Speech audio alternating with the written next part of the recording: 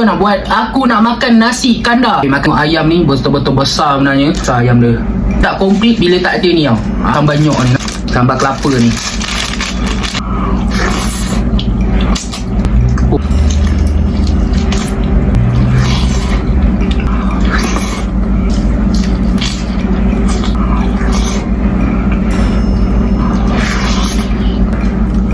Besar betul ayam ni.